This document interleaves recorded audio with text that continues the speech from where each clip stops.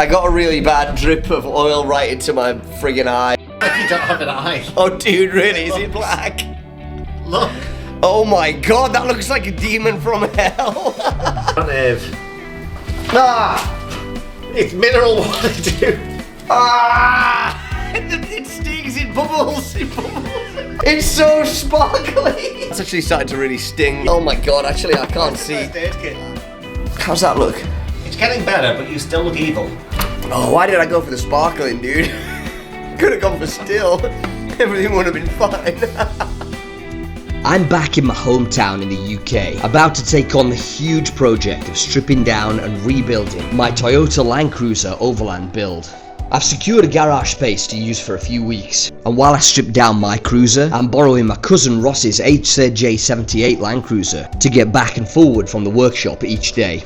Alongside my friends Ben and Karli, otherwise known as the Incompetent Crew on YouTube, I'm racing against the clock to get this cruiser built up in time to take a ferry over to Spain to take on my next expedition, the Iberian Trail. This journey is going to be what I believe to be a world first. A 7,000-mile circumnavigation of the Iberian Peninsula using only 4x4 tracks and unpaved roads. This trail promises to be the most ambitious route that I've ever attempted. The route will take me through some of the most diverse places in Europe, from high mountains through vast forests, coastal areas, marshlands, sprawling deserts and hundreds of ghost towns, all via 4x4 tracks. And to add to the challenge, I'm going to be attempting this all alone and unsupported in my DIY Land Cruiser camper. That's why it's absolutely vital that this vehicle be as mechanically sound as I can get it before I depart for this expedition.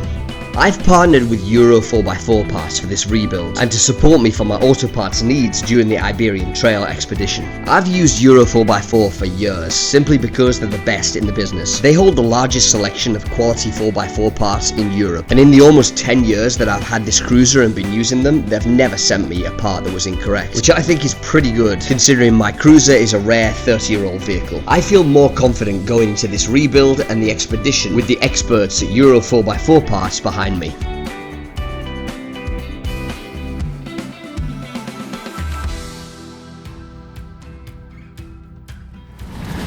Here we go. Oh, dude. Here we go, lad. What do we got, Coffees. Coffees and bacon rolls. Excellent. That makes everything feel better, doesn't it?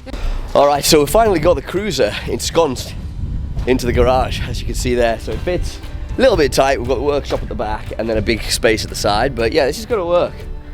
What do you think about it, Benji? I like the society getting along together and helping each other out. Guy has a garage where he needs the door and light fixing. You need a garage to work on a vehicle. You do those jobs. Reese gets to work on his vehicle for a couple of weeks. Everybody wins. Hell yeah. Ben's talking about the feudal trade system. Bit of a bartering thing going on here, you know what I'm trying to say? The government takes no money from it. Anarchy. We actually found the hydraulic steering pump leak. Okay, so you can see there that the leak is actually from this nut. So this is the nut that goes into the, I think it's the hydraulic pump. And so we kind of are supposing that there's maybe a bit of grit or something in there. So we're gonna take this pipe off. But yeah, so it's also leaking at the other end. You can't really see it all that well in there. Leak right here. So we're kind of thinking, Ben's telling me that you can actually have these made up, right, Benji? Yeah. Tractor supply stores, maybe? That's where I always go. That's where he always goes. So yeah, maybe we're gonna get it made up. We'll take it off and see where we're at and if it can be fixed. A hydraulic supply store will make it up on site. Bloody hell, right, that's what we want to do then, 100%. Because I think it's probably 34 years old or however old the bloody vehicle is, so. Okay, so we're gonna drain the hydraulic fluid system right now. The lowest point on this system is this here. So I'll crack the nut. Get it drained out.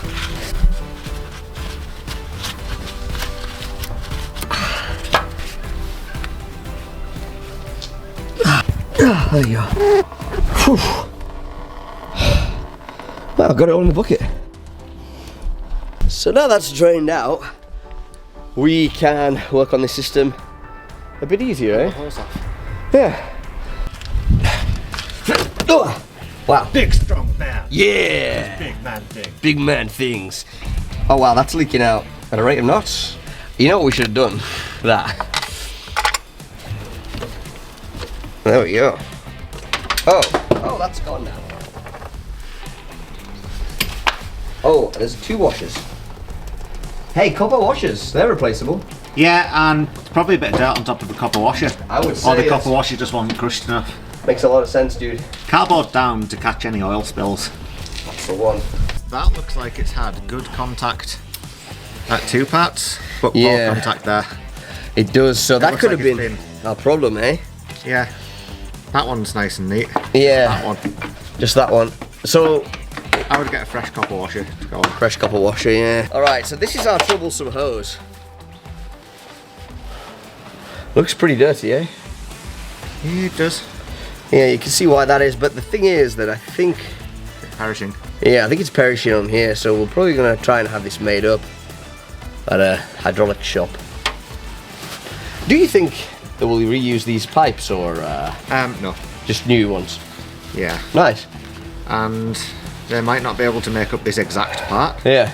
with that weld on, but they can definitely do That. a union to a pipe like this. Yeah, To an elbow like this. I see. And do you think this is vital to the endeavour, or? I think that is just to hold it straight for when you're tightening it down so it doesn't try to twist off when... So just a nice to have, but not a vital? I would say not vital. Yeah. But it's their own, depends how desperate you are. Yeah, exactly, yeah. Yeah, that's... Is that perishing or is that just dirt?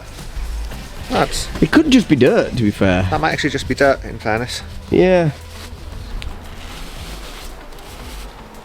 Yeah, it does actually... Seems it's pretty just a pile good. of dirt. So you think it's kind of alright, maybe, if we were to replace the washers? Yeah. There's a bit of dirt inside that. Nice. It helped. Well, I guess maybe we'll just clean it up and replace the copper washers Yeah. and probably see how it goes. Save us having to have it all made up. Really nice, bro. I think these are all.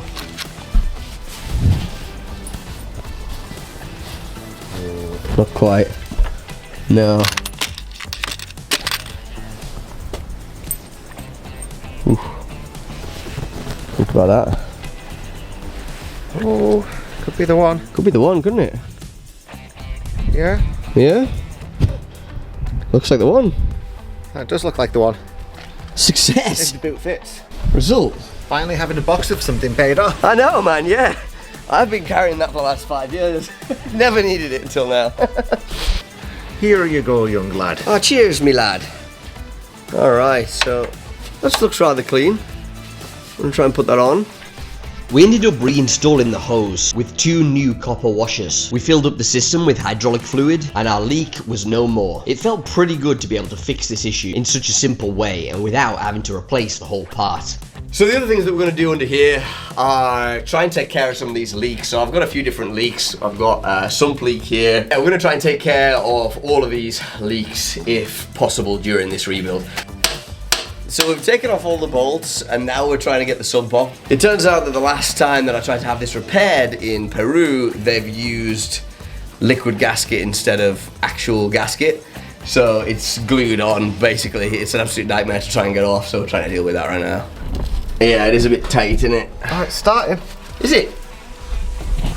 Ben's trying to cut the gasket with a Stanley knife, which seems to be easier said than done. Oh, there we go. Nice. Oh, dude, good job.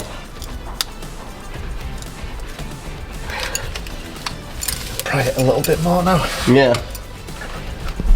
The old cut and pry method. Yeah, It's kind of moving.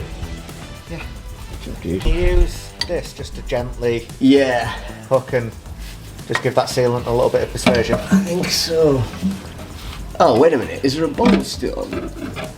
Oh, you didn't miss a bolt, did you? No, can I have the torch? Thanks, dude. Hopefully not pulling your hair out. No. Oh, yeah, I did. God. I'll hold this up, you take that bolt out. Okay, dude. It's just one solitary one right at the very bloody back. Let me just wet wangle it. What's happened, Reese? I got a really bad drip of oil right into my friggin' eye. Check that out. I don't know if you can see. That looks... It looks like you don't have an eye. Oh, dude, really? Is it black? Look.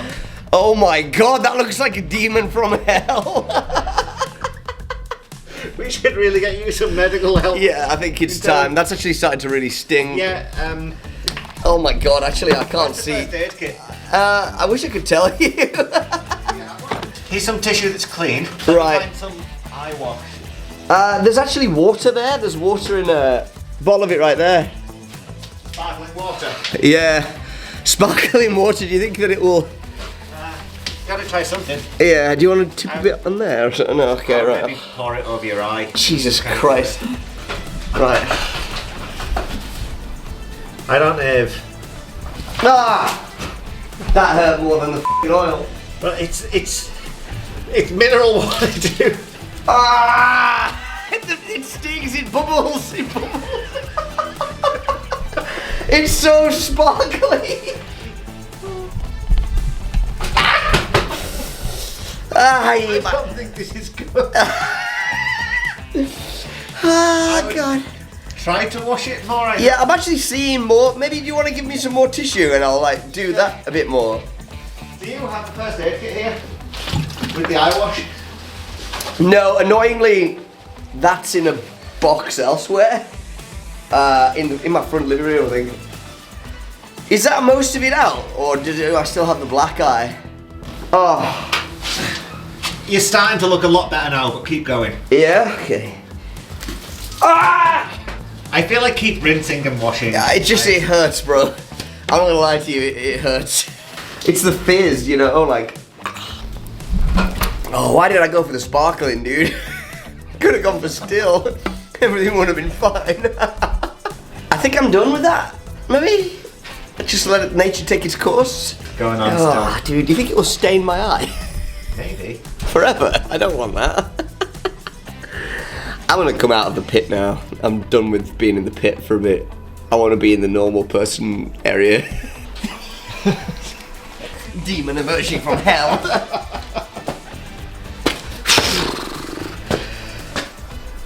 Right, well. It's looking a lot better than it did a few minutes ago. Okay, that's good. A few minutes ago it was just a black eye. A black eye, yeah, fully black. Yeah, I guess that teaches you to always wear eye protection. I don't know. Do not look up when you remove the oil pan. Don't look up, yeah. Alright, well. I guess we're done with that for now. I have no smart things to say, really. It's all over the mic. So, we've had a bit of a... I don't know, would you call it a disaster, Benji? Well, I mean, it depends what you count a disaster as, really. I suppose so. Basically, we took the sump off thinking that there was going to be a few spot welds to do, and it turns out that this has been crudely welded in as a patch on the entire front of the sump. But not only that, it's actually been brazed here with brass and on a, I don't know if it's a copper sheet or what. But not only that... Whatever this sheet is here is very thin. Yeah. And starting to leak through. Yeah. Through the fabric of the sheet itself. So the whole thing is deconstructing itself. But there's more. You turn it over and the kind Peruvian mechanics who did this job really didn't want this to leak, as you can see. And so they used probably 3 tubes of sealant on the inside. So it's all made up of sealant, so we can't weld it. Also, the funny part is that I have to leave in 2 weeks because I have a ferry that I've booked now that I can't move. And this is the first job, really, of this entire thing. I mean, we had one slight victory today. Hydraulic pipe. Ah, we did. The hydraulic pipe was a good thing, yeah. We think. I'm just starting to panic, you know? Given that this entire job lays ahead of me, we have 2 weeks, I have to pass an MOT test. What would you guys do in this situation? Let us know in the comments. We're now debating whether we can cut this entire thing out. My personal feeling is no. Reese is optimistic. I'm optimistic only because I know there's no way to repair this other than that because of all the different materials. Or at least I think there's no way. I can't think of any way. And the sealant on the other side, I mean, as soon as we try and start to weld it, is gonna burn. And then just welding a sump as it is oh yeah, it's not the easiest. Yeah. And so, like, I'm kind of thinking, well, it's either that or buy a new one. And one I just said, sumps apparently are just like really not only difficult to find, but also obscenely expensive. They're like €600, which is just insane for a pressed steel thing. So, I mean, my thought is, if we were to cut it out all the way around, all this old weld out, it's effectively 3 pieces of plate. One in there, one in there, one in there. Simple, right?